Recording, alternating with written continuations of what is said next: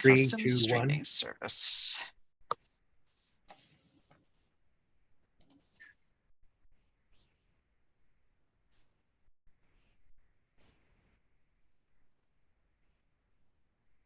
We give Winter a countdown. How appropriate. No.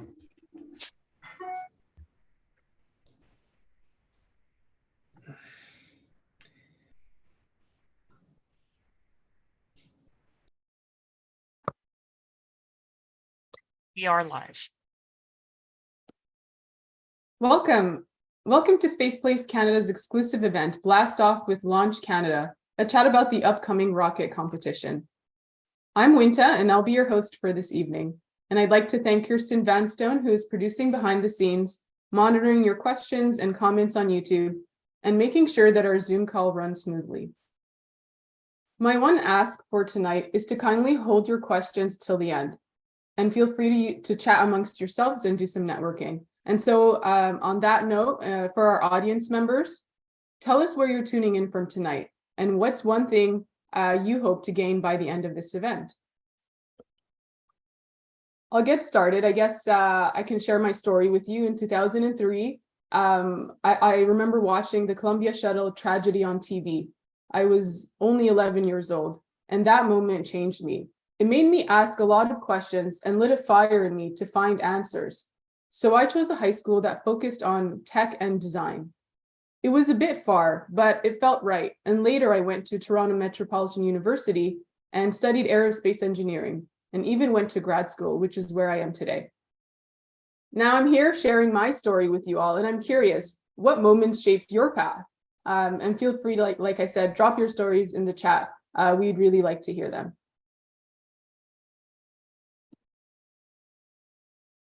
Today, I'm joining you from the traditional territories of the Haudenosaunee Confederacy, the Huron-Wendat, and the Mississaugas of the Credit First Nation.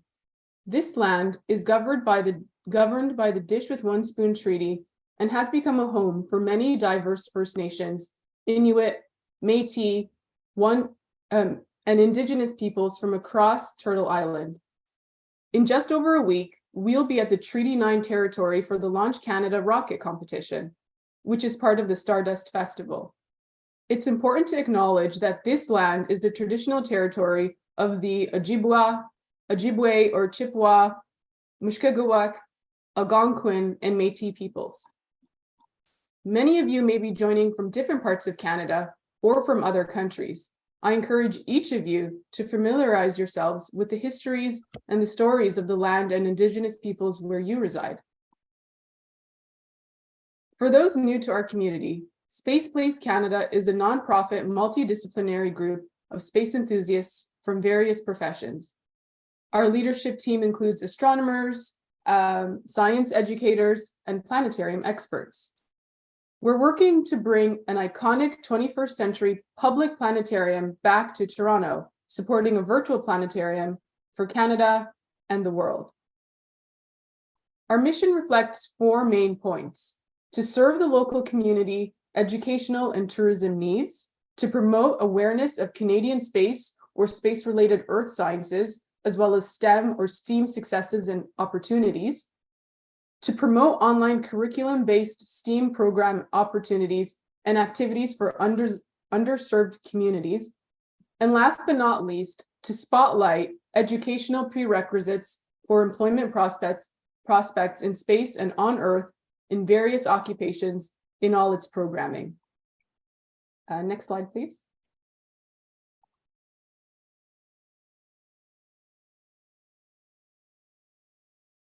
Space Place Canada has more than 10,000 supporters worldwide, mainly through social media and an active events program.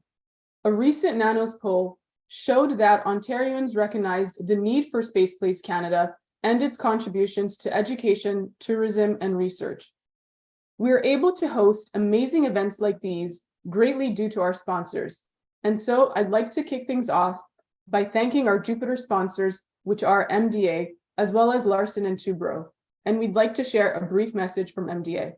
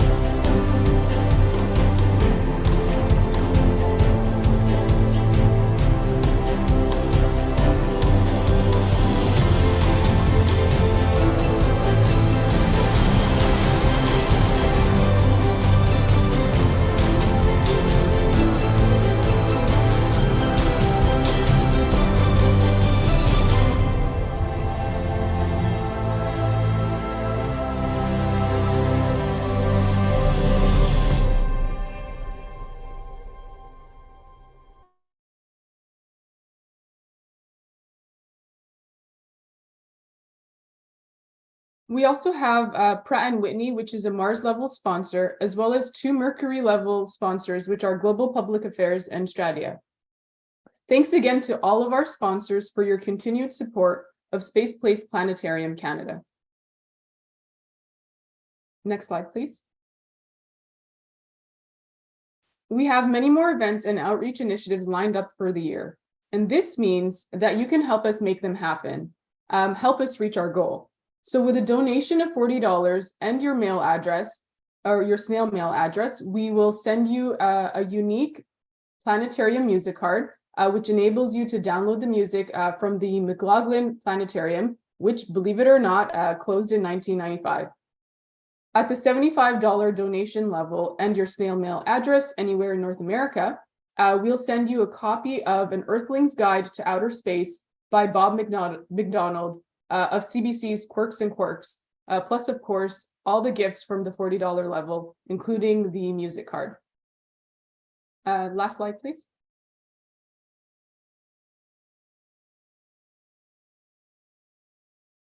So before we jump into presentations by our guests today, if you have any questions about how to become a member or to volunteer with us, feel free to email us at info@spaceplacecanada.ca. And so without further ado, tonight we have 2 speakers joining us from Launch Canada. Adam Trumpour is a rocket and gas turbine propulsion professional with broad involvement in the industry. He is the founder and president of Launch Canada, an organization founded to support and advance experimental rocketry in Canada. We also have Cyril Manny joining us today, who is a final year aerospace engineering student from McGill. He's been pivotal in hybrid engine development and worked with the Canadian Space Agency on machine learning. And after a commendable achievement at the Spaceport America Cup, is now championing a launch competition for Canadian students, along with Adam and many others at Launch Canada. Welcome to Space Place. Thank you so much, Winta. Really great to be here. And you were showing that old picture of the McLaughlin Planetarium. I have a lot of really fond memories of going there when I was a kid growing up, and I think it's hard to overstate just how much experiences like that when we're young can kind of shape the trajectory of our lives. And so I think what you're doing is amazing, and I think it ties in really closely to what we're trying to do with Launch Canada to again, create this community and create whole pathways into this whole field of space technology for large areas of the country where that's never really existed before. Exactly, and I think it's a sentiment that's being echoed by a lot of people that visited that planetarium, and so there's really a need to create a public one, and we're inching closer to that reality every day. And so let's jump right into the presentation portion of our event today. So I'll let you take the floor, Adam. All right, thanks so much. Can you see my screen? Yes, we can. Okay, perfect. So as Winta mentioned, my name is Adam Trumpour. I am the founder and president of Launch Canada, but that's what I do in my spare time. By day, I work in concept design at Pratt & Whitney Canada, working on gas turbine engines. But during pretty much every other waking moment, I am heavily involved in the world of amateur and experimental rocketry. I do this partly on my own, but increasingly I've been working hard to support the rapidly growing Canadian student rocketry community. And in addition to running Launch Canada, I've been actively involved in big rocket competitions around the world, such as the Spaceport America Cup in the US. So this is a really interesting time in Canada, in the space industry, because for a very long time, we've had these niche areas that we've tended to focus on. And obviously, everybody is really familiar with our robotics technology, the Canadarm, remote sensing, telecommunications, but rocketry, the whole question of how things get to space in the first place, hasn't really historically been a big focus for us. But over the last 9 or 10 years, that's all been changing in a really big way. And quite uniquely, it's been changing at a grassroots level.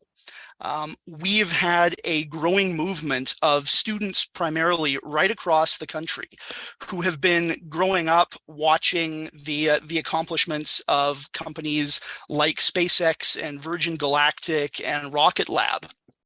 And this has been inspiring people and drawing them to the space industry like never before. And it's causing a whole new generation of young people to think, wow, this is amazing. How can I do this? And in Canada for a very long time, that's been a difficult question to answer because we haven't really had a Canadian SpaceX. There haven't been a lot of outlets for young Canadians who are inspired by this. So that's led to a lot of people like us just deciding to do it themselves. And we have seen this entire grassroots rocketry movement growing right across the country, driven largely by students, amateurs, and young professionals who are inspired by what's happening internationally and are no longer satisfied with being told that we can't do this here. And it's turned out that they are really, really good at it. The first catalyst for these student rocket teams to really come into existence was a rocket competition that happens in the US every year. In its current form, it's called the Spaceport America Cup. And what started with a couple teams in Ontario and Quebec has become a genuine nationwide phenomenon. We now have well over 20 university rocket teams right across the country representing more than 1,000 active student members. And it turns out they're really, really good at what they do. They have been regularly dominating at competitions internationally. They are all developing really sophisticated rocket vehicles of their own, and the full spectrum of technologies associated with that. Many of them have even gotten into developing their own hybrid and liquid rocket engines. One of our teams now holds the world record for the largest rocket engine ever tested by students anywhere. A couple teams are pursuing the goal of sending their own rocket to suborbital space. And we're now at a point where rocketry has become the largest and fastest growing area of student space-related activity in the entire country by a really wide margin. And really, these students are just acting as the vanguard of an entire new space technology ecosystem that's beginning to emerge here. So in addition to this, shall we say, amateur community, we've got a growing number of university research groups researching rocket and launch related technologies. We've got several startup companies trying to develop their own launch vehicles. Every one of them was either founded by former student rocket team members or else hires almost exclusively from those rocket teams. And we've got a company called Maritime Launch Services that's in the process of building Canada's first orbital spaceport in Nova Scotia. So they're creating the infrastructure that's necessary to enable Canadian space launch capabilities. And all of this really took another big step forward back in January when the federal government announced for the first time ever that enabling space launch to happen from Canada is now a priority for the government.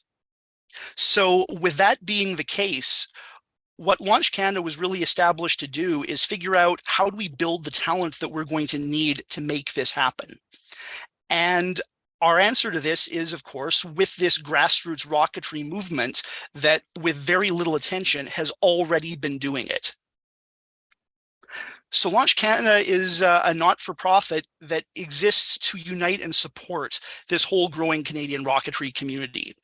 And we take a very broad approach to how we do this. We exist to create educational opportunities for students and for those who are interested in this field. We work to build a culture of safety. We work to support genuine innovation in the whole host of rocket-related technologies. We aim to do this collaboratively, and so we actively partner with related companies both in Canada and internationally. And we really seek to create an environment where Canadians, whoever they are and wherever they might be, are empowered to get inspired by rocketry, by what they see going on in this industry, and see a clear pathway to being able to engage with it. So as of now, Launch Canada has united almost all of the rocket teams in the country. We've had remarkable growth from year to year. Last summer was our first ever rocket competition. This year, we're back at it. Our event is going to be kicking off next Saturday in Timmins, Ontario. And we've nearly doubled the number of teams that we had last year. So we are just continuing to build on this movement. For our competition itself, which is our signature event, really, we have a number of different challenges. They're primarily geared towards a university student level. But within that, there's a lot of flexibility for students to run with whatever aspect of rocket technology interests them. So we have a beginner level, which involves designing, building, and launching rockets, typically using commercially made off-the-shelf rocket motors. Usually they'll be reaching altitudes of about 3 kilometers, and we also get the students thinking about what you can actually do with rockets. So we have a payload challenge that incentivizes the students to develop innovative payload designs as well. We've got an advanced category also, which is for teams that want to really dive into the depths of rocket engineering. We have students for this category designing and building their own hybrid and liquid rocket engines. Typically, they'll be aiming for very high altitudes, 5 kilometers or more. And we really try to instill in our students an overall systems engineering mindset.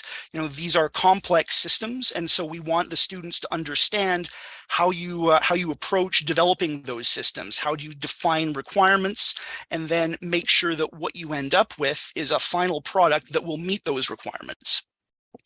But rocketry is very broad, and so we also have what we call our technology development challenge.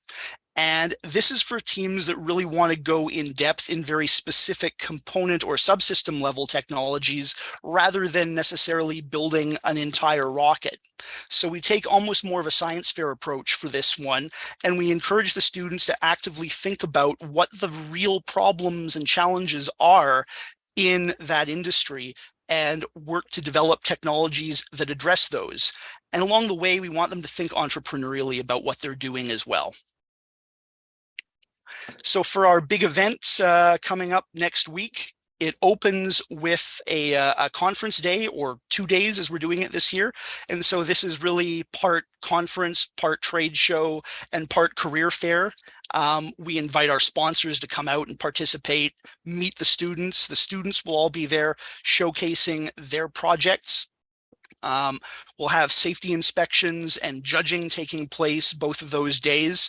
And on top of that, we're putting a really big focus this year on community outreach as well. So we're inviting members of the local community to come check out what the students are doing, and we'll have various activities going on for them that Cyril will talk a little bit more about later on.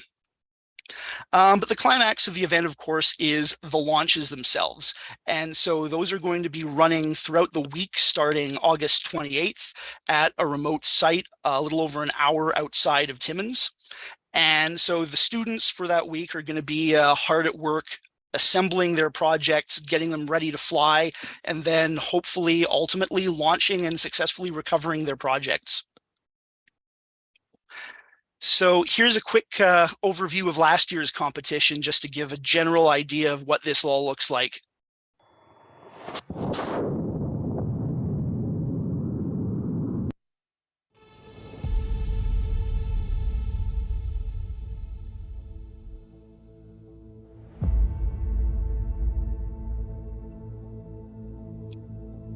Hi everyone, thank you so much for being here. I mean, we're really showing what Canada can do. Welcome everybody to the first ever Launch Canada Rocket Competition.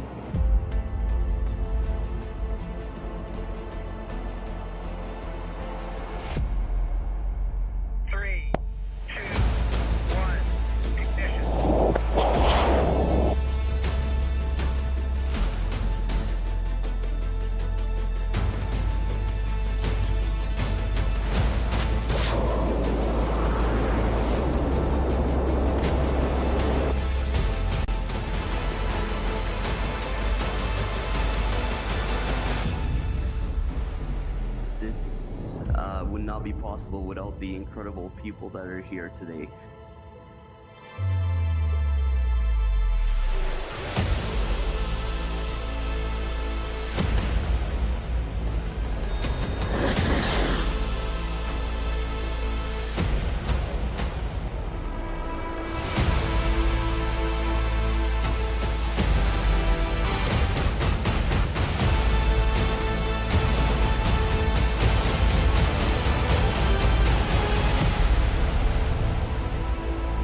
I will remember this for the rest of my life.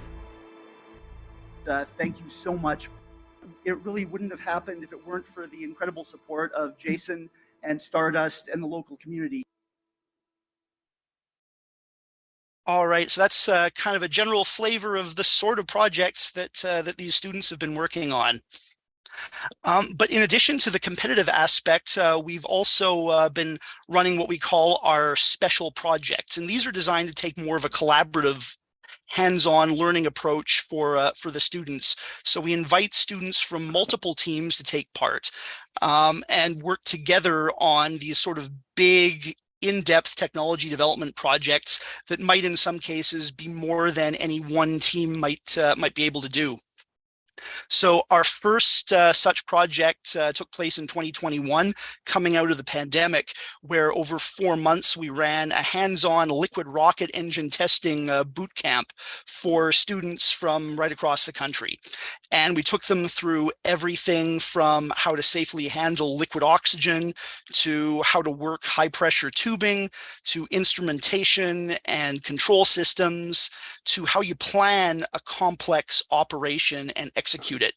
And all of this culminated with an absolutely flawless 35-second test firing of this 1,000-pound thrust liquid oxygen kerosene rocket engine.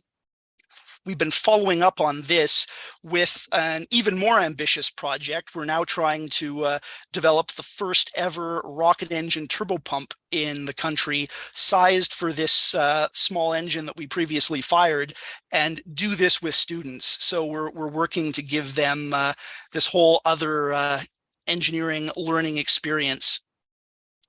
And here's a quick look at our first special project.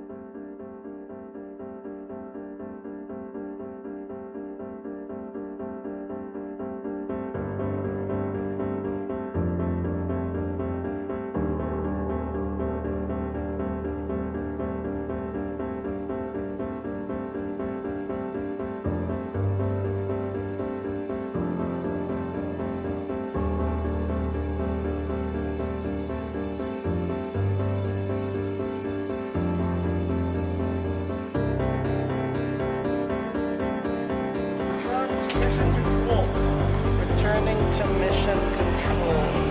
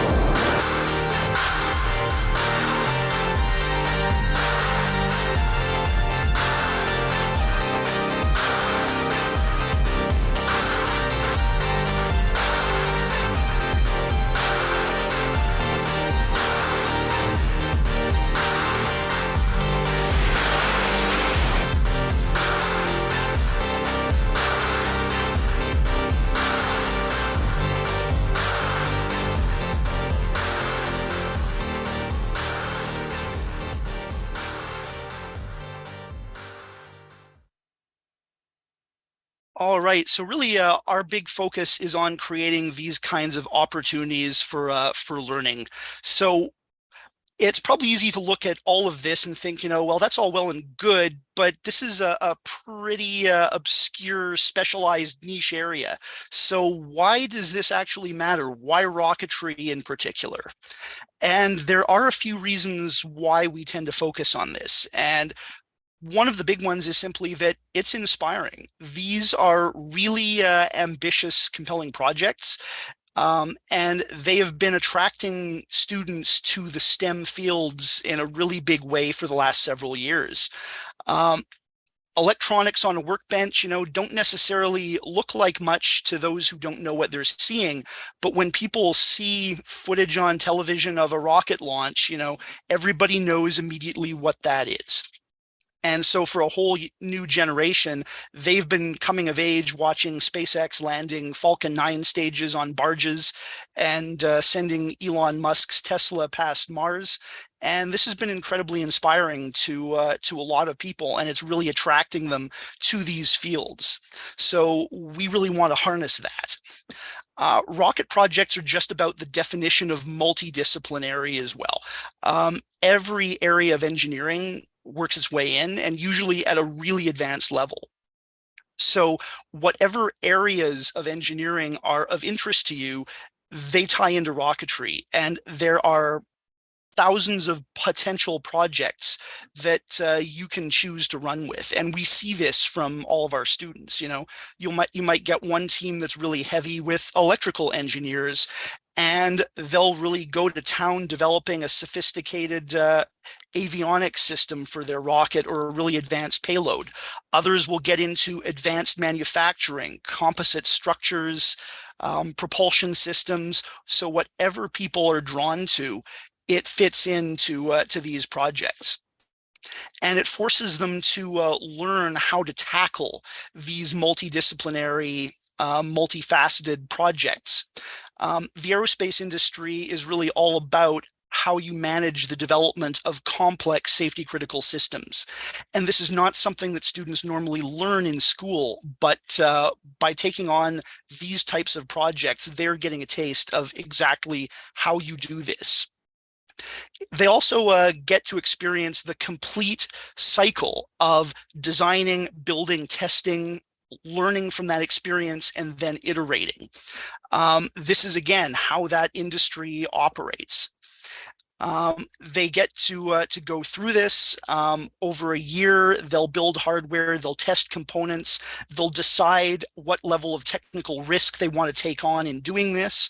Hopefully they'll be successful at managing that risk. And then at the final competition, they'll get to put this all to the test and see if it does whatever they designed it to do.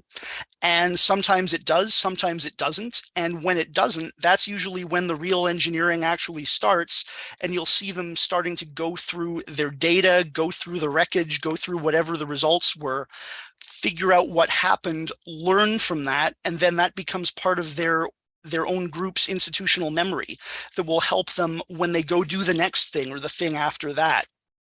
So you create these opportunities for students to experience the complete end-to-end development cycle for aerospace hardware and then iterate on that.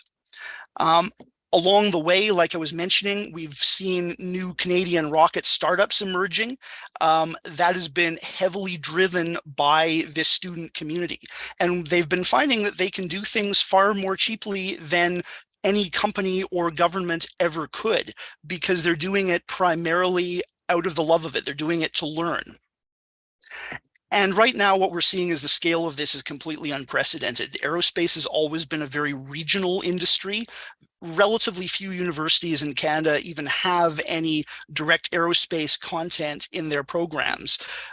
There are now way more university rocket teams than there are university aerospace programs in Canada. So they've been creating an entire pathway into this industry for large parts of the country where that's never existed before. So all of this ultimately, is about rocketry, but really it's about a lot more than that. And at a very high level, there are three big pillars to what we're trying to do. For a very long time, rockets and space launch were almost a taboo subject here in Canada. We've started to see that changing.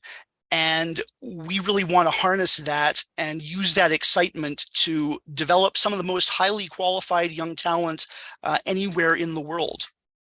This is critical in a world that is increasingly competitive and increasingly driven by high technology.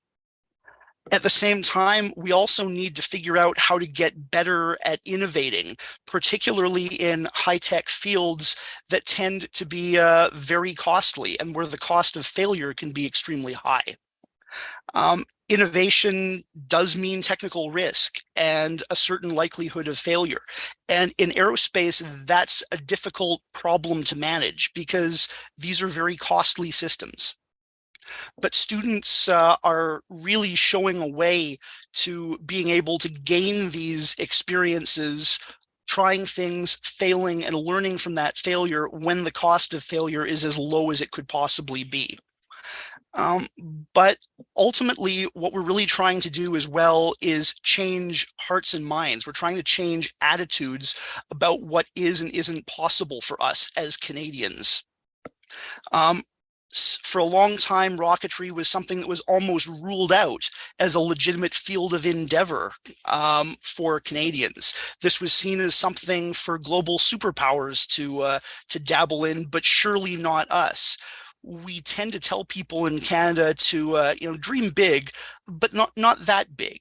Follow your dreams as long as your dreams are one of these few specific things. And above all, we really want to change this, and we know that it can change.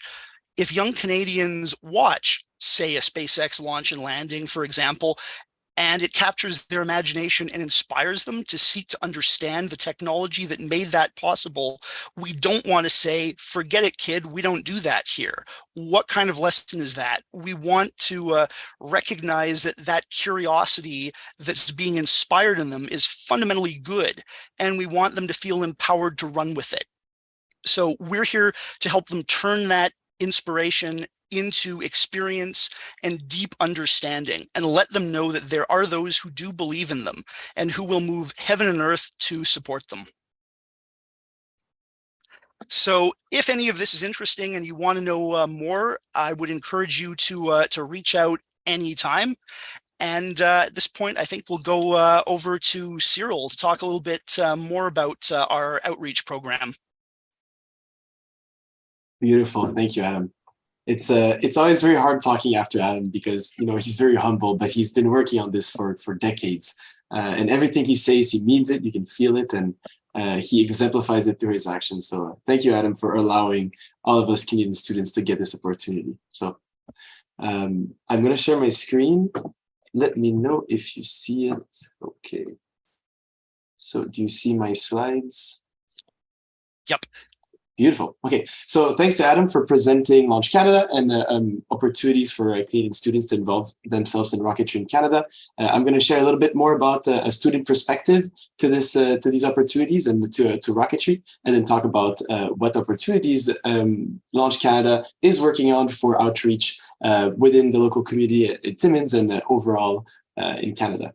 So quickly, a little bit about me, so you have an idea of who's talking. I've like a lot of Canadians, I always have an interest for space. So this is a picture of me at 8 years old writing in French that one day I would work in space. And actually in French, it says, one day I'll work at NASA, because there's technology and robotics and all of that in the United States. And this is something that we're trying to change. And, naive Cyril here knew this, but didn't know that one day we'd be able, through grassroots efforts like this, to change that. And then, I joined McGill in 2019. I worked at the McGill Rocket team for 3 years. And now, after a few internships at Reaction Dynamics, working on hybrid engine technology at the Canadian Space Agency and at the Alternative Fuels Lab in combustion, mainly in rocketry as well. I'm now joining Launch Canada, working on the outreach program and the community infrastructure.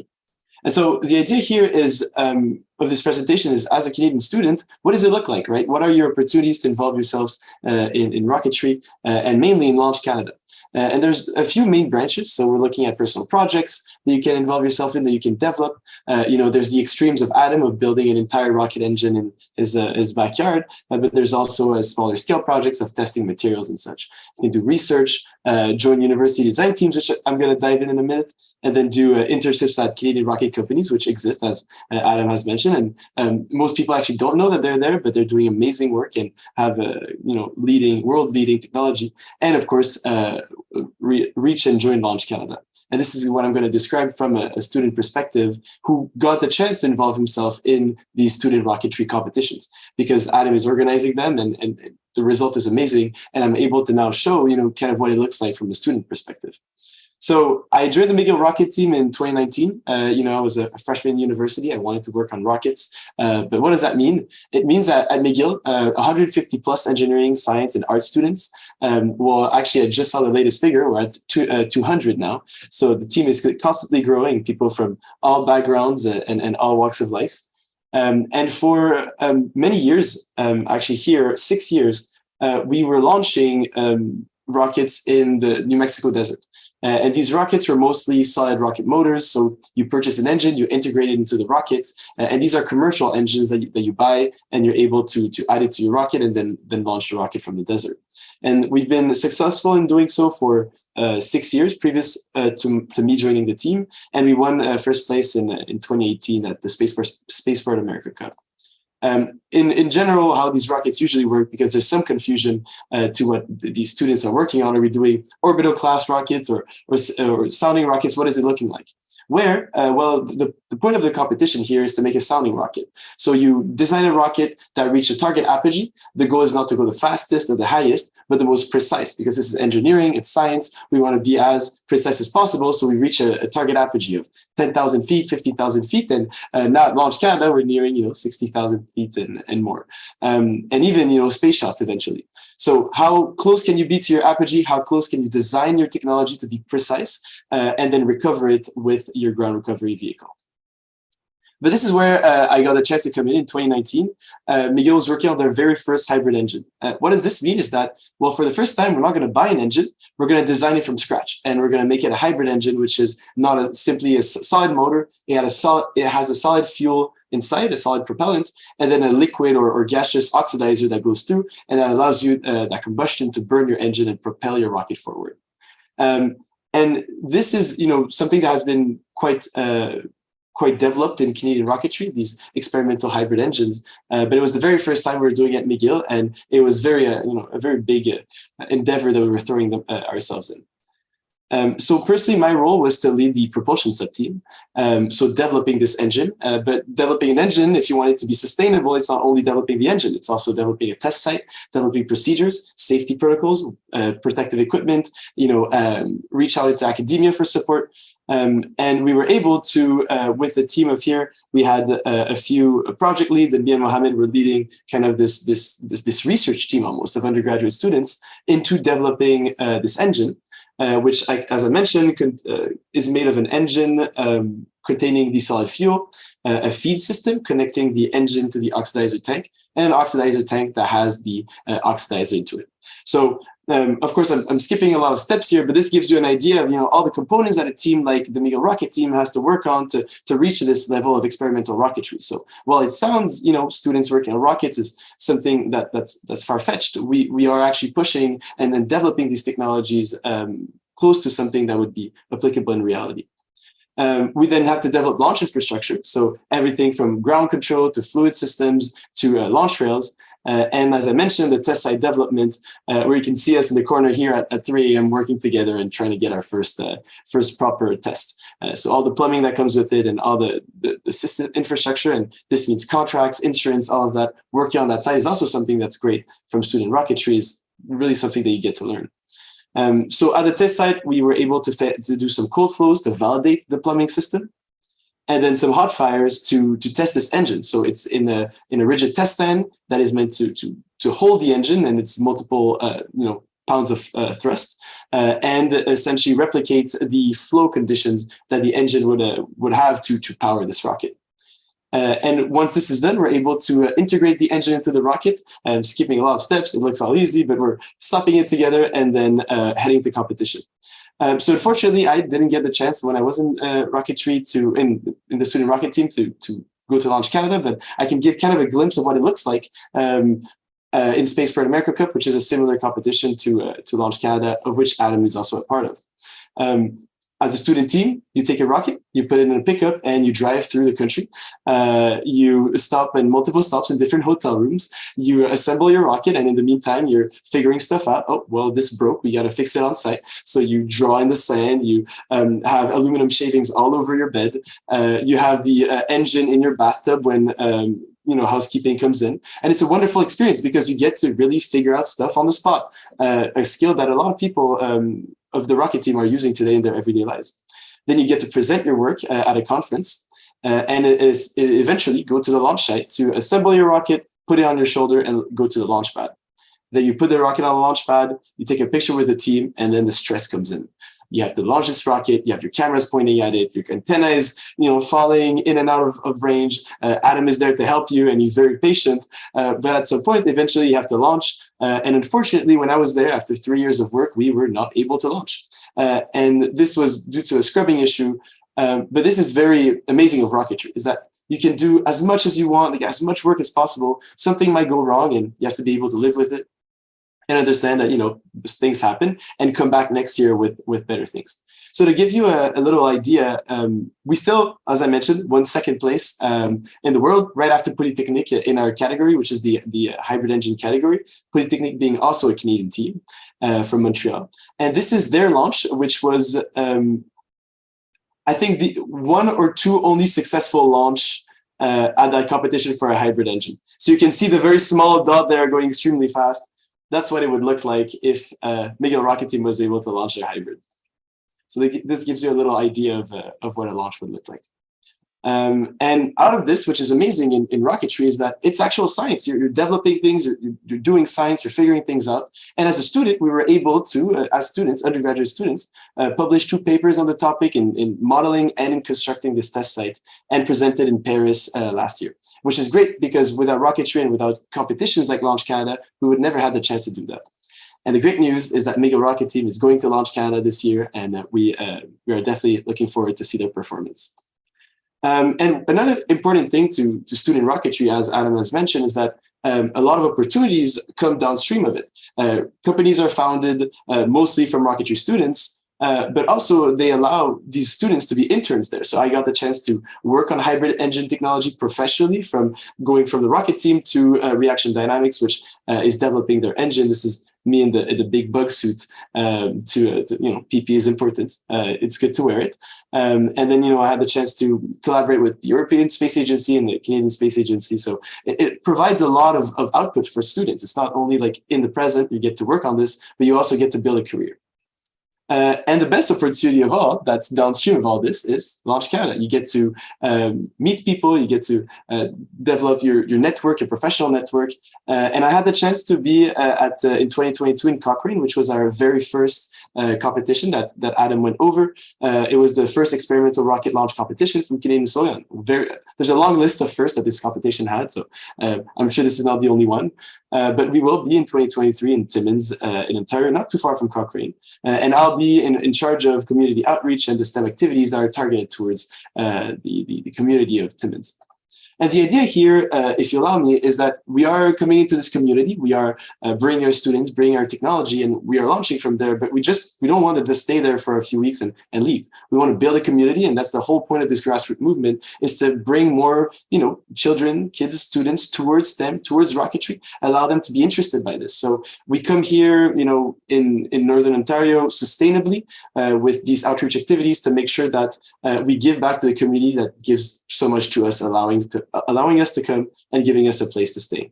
And so some of the things that I'll go through, some of the things that we present at this competition. So the first thing is that we get to have a student exhibit. And this is open to all.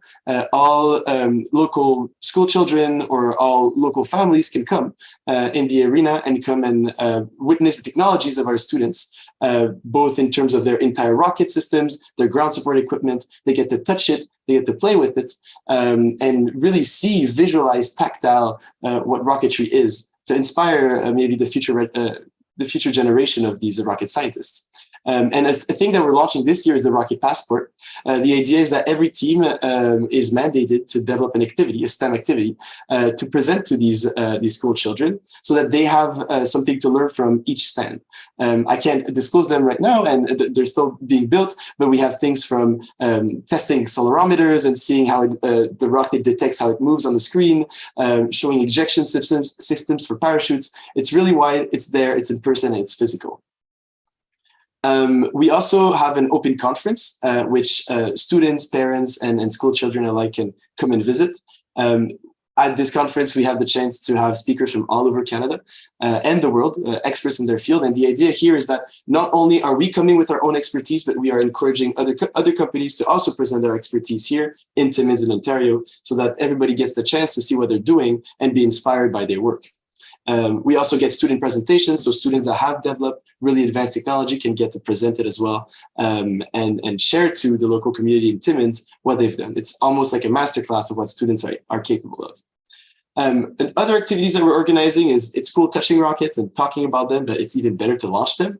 And so here, school children get to assemble their own little rocket, paint it, decorate it, and eventually launch it. So every evening of the competition days, and even at the big launch sites, we'll get to launch the student rockets. And we're very happy to say that 48 students this year will go back with their own rocket, painted and decorated, to bring back home. Of course, under the watchful eye of and advice of our rocketry professionals and our safety inspectors.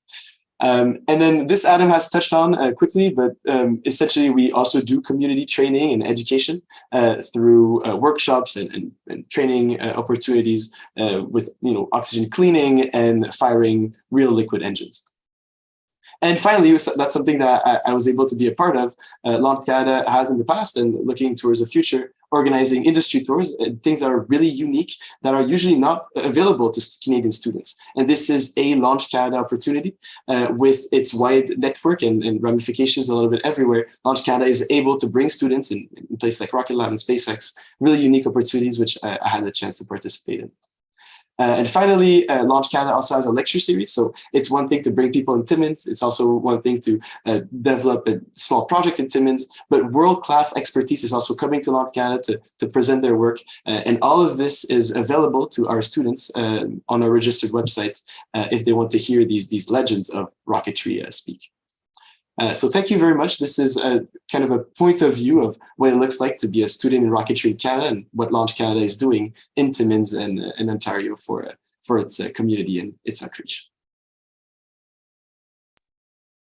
Well, thank you for both of your presentations, Adam and Cyril. And now we're going to move on to the next segment of our presentation and event today.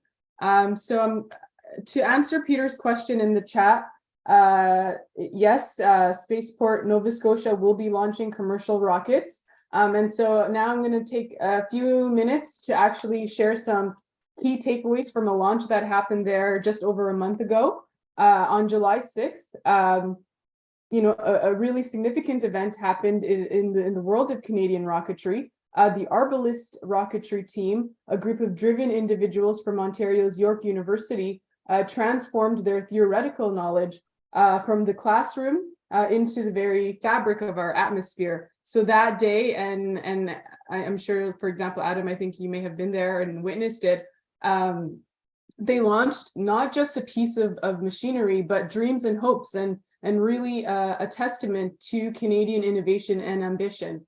And so with the invaluable support of Launch Canada and against the backdrop of Spaceport Nova Scotia, fostered by Maritime Launch Services, they achieved a suborbital launch that not only showcased technical prowess, but also Canada's spirit of discovery. And so I have a few takeaways that were written in the words of Ariana Kreshniak, who is one of the team members for Arbalist Rocketry.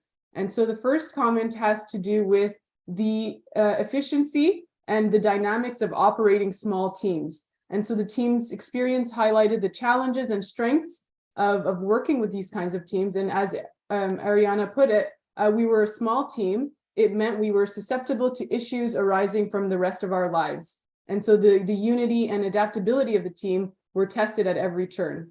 The second piece has to do with their aspirations being sky high. However, reality checks shaped their journey.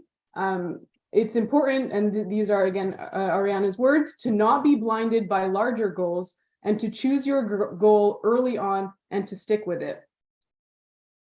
And it comes down to all optimizations in performance and coming at the cost of convenience. And so their determination led to milestones achieving 45,000 feet, 2.5 times higher than before. And as Ariana put it, working with MLS was a unique experience. It felt like we were launching with Canada instead of from Canada. And I love that because it really goes to show the intensity of the project and how it led to feelings of burnout and an overwhelming pace, but also that it would be more worthwhile and rewarding in the end. And so to really tie it together here, the highlight was the pulse of the CANSO community. And Ariana's observed that that the community welcomed them, and they even made comments like, we really want you here, and made sure that message was hit home. And then that goes to really the encouraging a spirit of inclusion in Spaceport's future, whether it's at Nova Scotia or in any spaceport in any country that chooses to build one. The last piece that Ariana wanted to make sure that I mentioned today is seeing, well, this is a quote that she shared with me, seeing that second smoke trail light up was an amazing feeling. To know that we weren't tilt locked and that it staged okay after 6 other attempts were failed in the 3 weeks leading up was huge. And this journey of the Arbalist rocketry team, with its moments of introspection and triumph, showcases the essence of exploration and collaboration. And as we share the story, we celebrate their spirit and dedication. And so with that, I will start our next section, which will be an interactive discussion with our guests here today. And so let's jump right into that. Ariana mentioned feeling like they were launching with Canada instead of from Canada. And so with that sentiment in mind, how do both of you see Launch Canada shaping the nation's identity in the global rocketry landscape? So I'll start with this one. I think one of the coolest things is that, the students had already been doing that. This is something that's really evolved organically over a number of years, which almost makes it kind of unique, right? Because normally the way aerospace works is pretty top down. In the space industry, historically, it's usually been government deciding what its priorities are, and then industry goes and organizes itself to do the thing. That's been turned on its head by these rocketry students. They started doing what they did well before any Canadian government ever said that this was in any sense, desirable. But from the very beginning, they've shown that they are really, really good at it. And back when they were only taking part at Spaceport America, or its predecessor competition in Utah, they were regularly dominating, even against U.S. and international teams with 10 times the funding and the backing of companies like SpaceX. So the fact that we had these Canadian upstarts with virtually no support in this field of technology that supposedly we don't know anything about in Canada, who were cleaning up at these competitions, people took notice. And a big part of why we created Launch Canada was because as long as the Canadians had to go to the US to do this, it was, I think, really out of sight and out of mind for most Canadians, right? They just had no idea that this was even happening and that we had this level of talent here. In the US, people realized it because they saw it firsthand. And often the Canadian students would have these sort of bittersweet experiences of like the head of HR from Blue Origin or SpaceX coming to them and saying, like, you guys are amazing.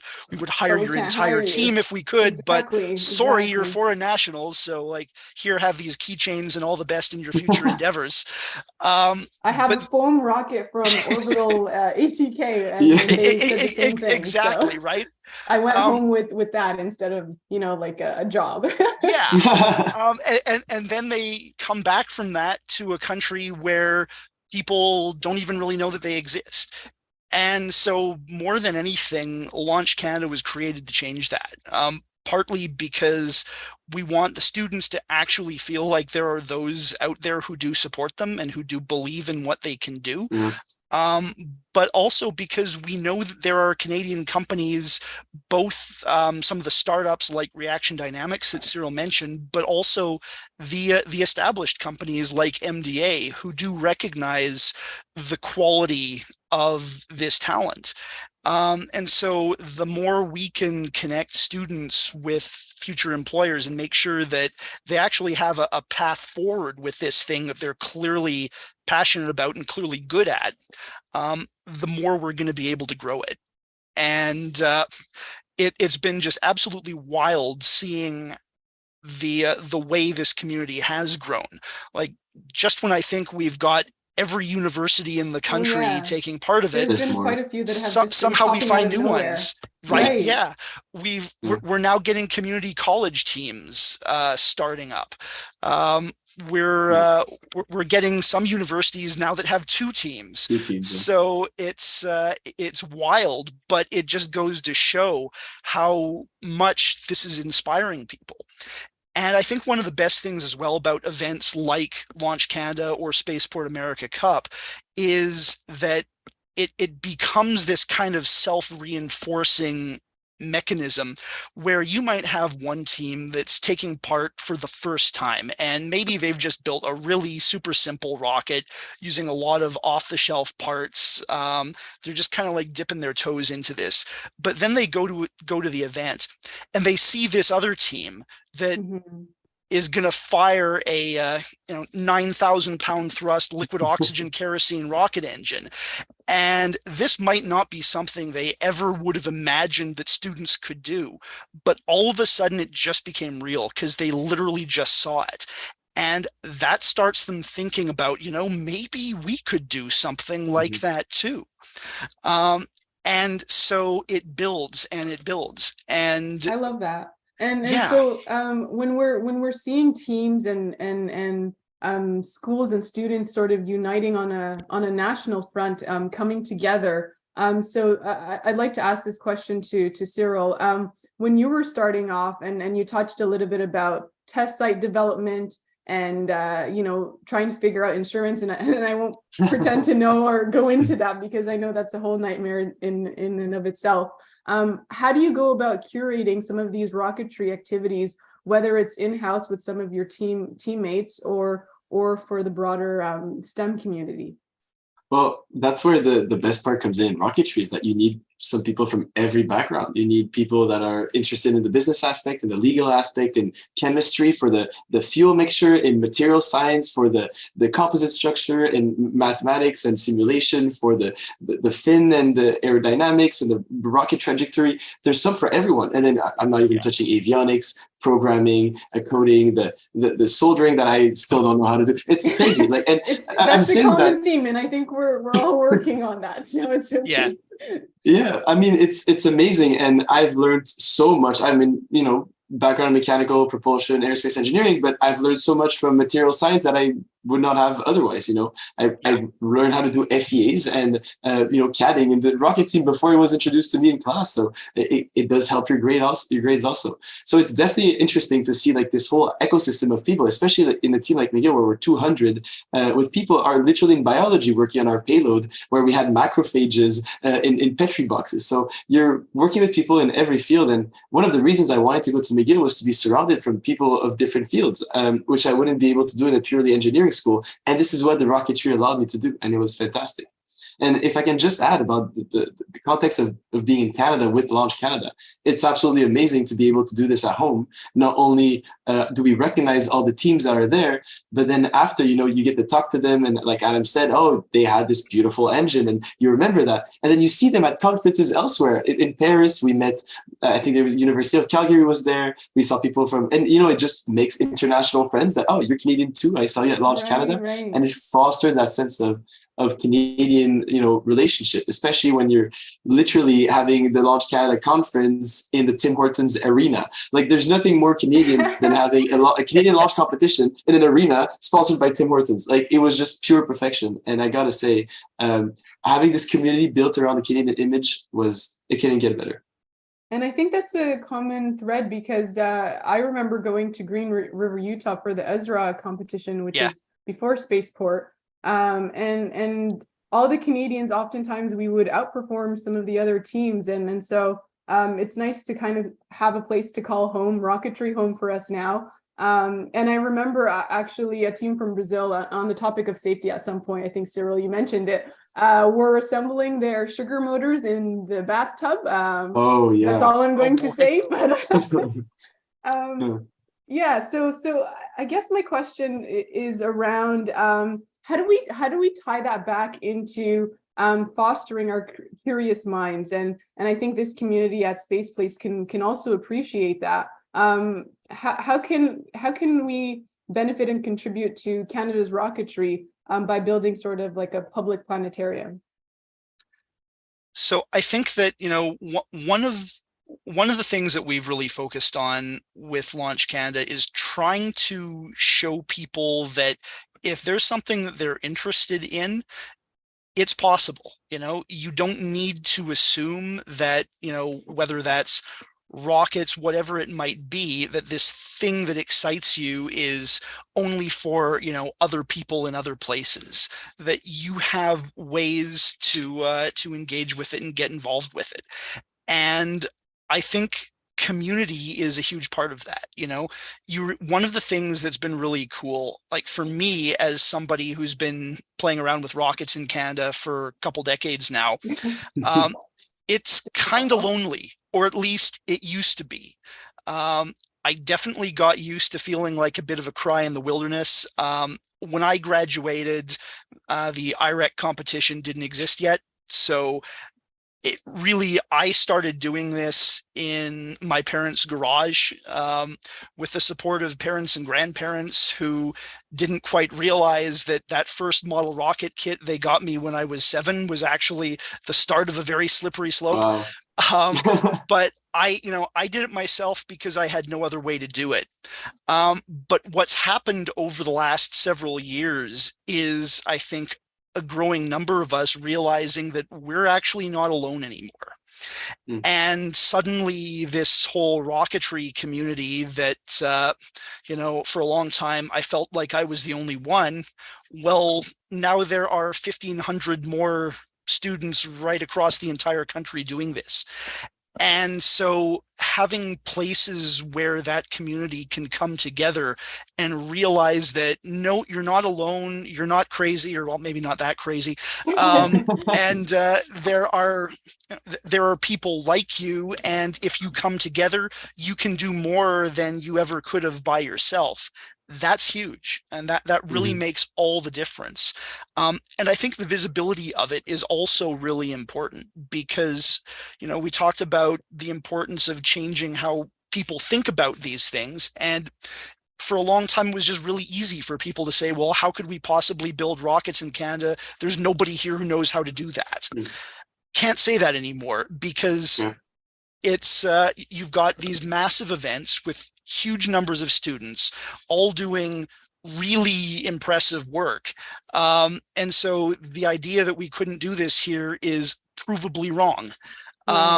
And the more you can do that, the more you can show people, the more you change those attitudes, and people understand that, well, maybe we can do this because we're literally looking at it. Yeah. And go for it. No, I was just going to add, absolutely. Like, people, they just don't know. So that's what Launch Canada, we're showing them, like, we can, both in rocketry, like, and astronomy. You talk about space telescopes to people and they think about Hubble, but Canada participated to James Webb. Like, we've had this capacity, it's at home, and we can cultivate it and foster it, and give fertilizer at home. No need to go elsewhere. And we want to allow students to develop that expertise here instead of having to go in other countries. Yeah, and for example, I recently learned that the Rocketry Club at Ontario Tech in Oshawa, because I live in Ajax. Anyway, so they their whole team is certified. Like they have their level 1s, level 2s, I think even Cool. a couple level 3s and 4s. And so there's really something for everyone to do, even if they're not, outright building like a rocket, a rocket for a competition. They could even just build model ones and become certified. And so I think that ties really nicely into one of the questions we have in the chat, which is from Atlantis Energy. How many different classes of rockets are there in the competition, and are they classed by fuel or weight? Primarily, we go by propellant. So usually the entry level teams will buy a big commercially made rocket motor, and commercially made hobby rocket motors pretty much all use solid rocket propellants these days.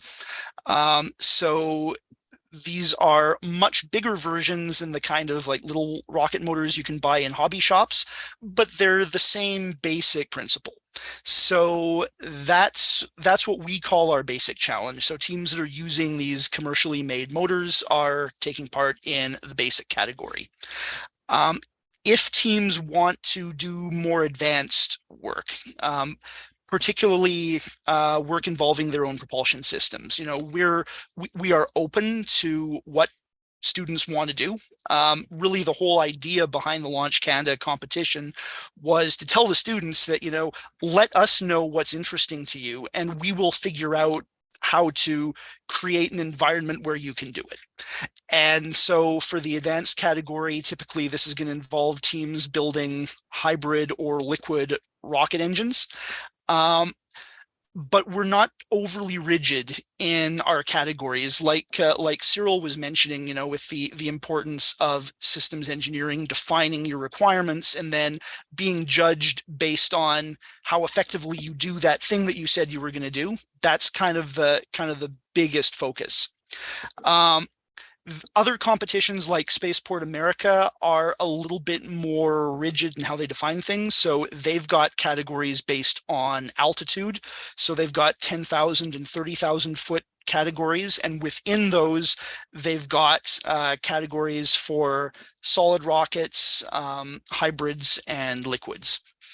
Okay, so I'm going to ask this other question in a sort of backwards way, but is the assumption that everyone be certified to participate in the competition? Do they have to have, their car or their EEE?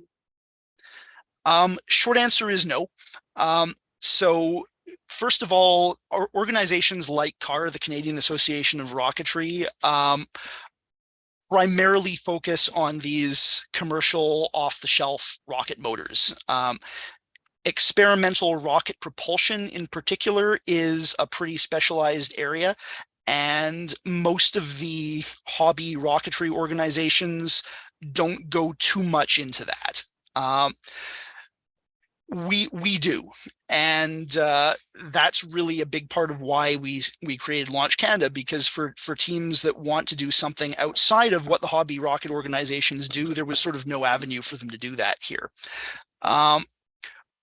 We for students that are flying solid rocket motors of the type that CAR or EEE or the other rocketry organizations regularly work with, we strongly encourage teams to get certified, and we make sure that we've got certified members either from CAR or EEE participating in our event, and we've got actually pretty heavy involvement from the hobby community because they understand how to work with those types of motors. And so we, for example, have a big motor building party over the weekend.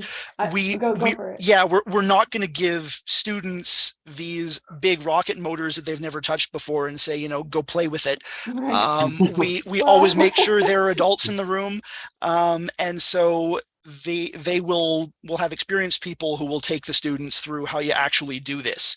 And for those rockets, we have flyers of record, effectively, who are the people who formally take responsibility for it.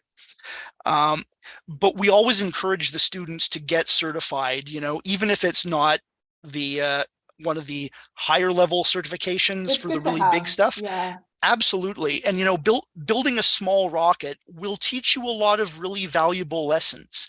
And there's a lot that's common, and there's a lot that you can learn on the smaller scale. And if you're going to, mess up, better to do that with $100 rocket than with $1,000 or a $10,000 rocket. So we really want to encourage students to have those learning opportunities. And one of the cool things we found after last year was there was a huge influx of students who were getting their CAR or EEE certifications following this, because they really got interested in it, and they realized that this is something they could do. They could actually go build their own rocket and launch it and learn about it, and they immediately saw the value in doing that. And and I think it's also like an ownership piece, like whether you're part of a smaller subsystem or you want to understand all of the elements and how they come together. And so in terms of support from academia, and this question is to either of you, how has that been like? And what are schools and universities and colleges thinking, in terms of supporting some of our students and some of our teams? I think it varies enormously from school to school. I think that pretty much everybody pretty quickly comes around to understanding that, you've got students who are spending all of their free time learning advanced level thermodynamics so that they can build a rocket engine, for example. And they realize that this is every educator's dream, right? These are students who aren't just learning so that they can submit their problem set or get a B+ on the midterm. They're doing it because they actually want to use it, and suddenly engineering disciplines stop being this obscure academic subject and start becoming a useful set of tools that can help them to do something real. And so that is enormously valuable, and I think universities are certainly coming around to understanding that. At the same time, a lot of schools have a complicated relationship with student design teams in general. Some universities tend to be more supportive of student design teams than others. And obviously, when you're talking about something like rocketry in particular, it's very easy for schools to look at this and say, well, this is a really specialized corner of engineering. We don't have anybody on staff who knows the first thing about it. So even if the students are going about it the right way, we wouldn't necessarily know how to even assess that or how to help them. So it can be a real challenge for universities. And part of what we try to do with Launch Canada is show them that your students aren't going it alone. They don't have to go and figure out all of this stuff by themselves. And even if, you might not have anybody there who knows anything about, how to handle liquid oxygen or how to test fire rocket engines, there are those who do. And those that do will be actively involved with your students and will be there looking over what they do. And so we've put together our own sets of standards and requirements and guidelines, particularly for the more advanced corner of rocketry. And is it the case that, most teams need to have a faculty advisor and also follow through with a design process with the different levels of reporting that happens throughout the year? So I can maybe give an example too. We had the chance at McGill so you have to be supervised by a professor to receive faculty funding, to be able to machine your parts in the shop, to have, a place in a facility on the campus. And we were very lucky in having this shockwave professor who would help us enormously with our shockwave professor? Shockwaves, combustion, Professor Andrew Higgins, who is supervising our design team. And we've had a lot of luck being with this professor. And what's interesting is that it's as much of a gain for the academia side as for the student side. So from the academia side, not only do you have students that are more interested in the material, but we're self-training students that can then be funneled towards research labs. So you have these research labs, one of which is the rotating detonation engine and the interstellar flight group led by Professor Higgins, which is almost exclusively hiring students from the rocket team that have this basic knowledge in combustion and in dynamics. And it's very interesting to see how it's also a gain for them as much as for us, because when you have to qualify our test site, we need to have, insurance coming over, professors from managers from the test site location coming over, and seeing a professor there is always, more relaxing for them. And I actually have on my wall the email where this professor, I'm not going to show it, but the email where this professor says that all is good. And, we're very professional and all that. Light. Yeah. Exactly, because it's a badge of approval. We're doing something right. We're learning the right way, and it feels good to be supported by our professors. So what do you say to some of the schools or students or teams that may not have that yet, and they don't know maybe where to start?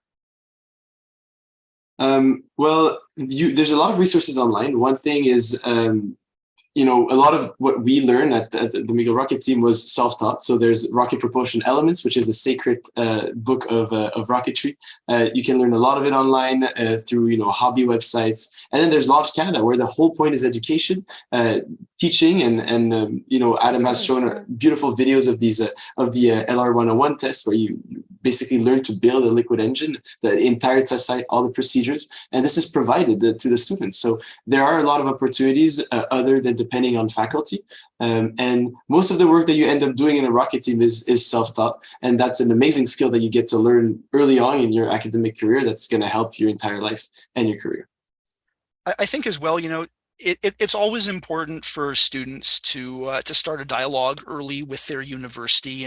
Let them know what you want to do, and recognize that it probably will set off some alarm bells initially, because it's something that's kind of unfamiliar to many schools. Right. But at the same time, many schools will come around over time as they start developing more of a relationship with those students, as they start seeing the students approaching things in a professional way. And what that looks like is going to vary a bit from school to school. And admittedly, it's probably going to be a longer process for some teams than they might like. Mm-hmm. But sometimes you take baby steps. And Toronto Metropolitan University, formerly Ryerson, went through that when they started their propulsion team. They had only done off-the-shelf rockets in the past, but they wanted to get into building liquid rocket engines. And initially, they had a pretty tough go of it. It took a lot of work to show the university that there was actually a way to do this safely.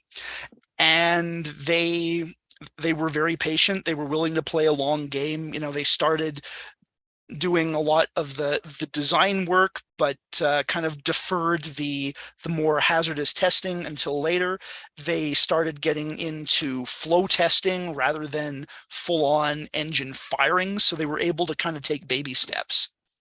Well, it's really exciting now that you mention it, because they're at a point where they're actually cold flow testing and hopefully hot firing. Amazing. A little over a week from now, so they have come a long way. And I think Adam and Cyril, you're right. It takes time, but it also takes teamwork and and intra-teamwork. Another thing that's pretty cool is, we've went through our entire hybrid development program, and then other teams started reaching out to us because we presented at the Combustion Symposium in Ottawa, the Combustion Institute in Ottawa, and they were like, oh, so we heard your presentation, we read your paper, like, how do you do this? And so University of Manitoba, for example, a year ago was starting their hybrid program. And so me and former, previous Rocket Team members, we had a big call with them, and for 3-4 hours just went over everything we learned, gave them resources. So there is this kind of Canadian ecosystem that wants to self-sustain and help each other. It's beautiful. Yes, and so I think just in for the sake of time, we'll open the floor for any questions from the audience, and then I will be happy to address them with the both of you.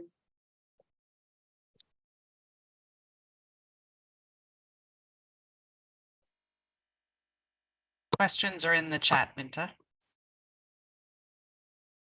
Oh, wow, we have quite a few. All right, so how can the public, this is from Richard, kind of from our team here at Space Place, but fine nonetheless. How can the public watch the competition? Is any part of it being streamed? I think I know the answer to this, but I will let you cover that. The answer is yes, absolutely. We are going to be live streaming our launches. So if you go to our website, launchcanada.org, or follow our social media, you'll see links posted to that, and so you'll be able to follow along. For people who want to physically come out and see what this is all about, you're encouraged to do that as well. So we're doing this event in partnership with the Stardust Festival, which is kind of a larger general space and STEM focused event that's happening in Timmins. So we're going to be basically co-located there. Lots of stuff going on. So anybody who's interested is encouraged to come out and check it out. Okay, great. So next we have a question from Bao Tran. Besides RPE, what other resources would you recommend to learn more about hybrid rocket engines? I think this is for Cyril, but anyone, I guess. Yeah. I know Adam is just itching with all the books behind him and a literal engine on his bookshelf. Pick your poison. I'll give the floor to Adam. I mean, there are lots and lots of resources, and with any of this stuff, it depends a little bit on what your goals are, but think about what you're trying to accomplish. When it comes to hybrid rockets, there's a pretty robust hobby hybrid rocket community out there. There are even companies that make off-the-shelf hybrid rocket motors. So there's a company called Contrail, for example. You can buy a complete motor from them.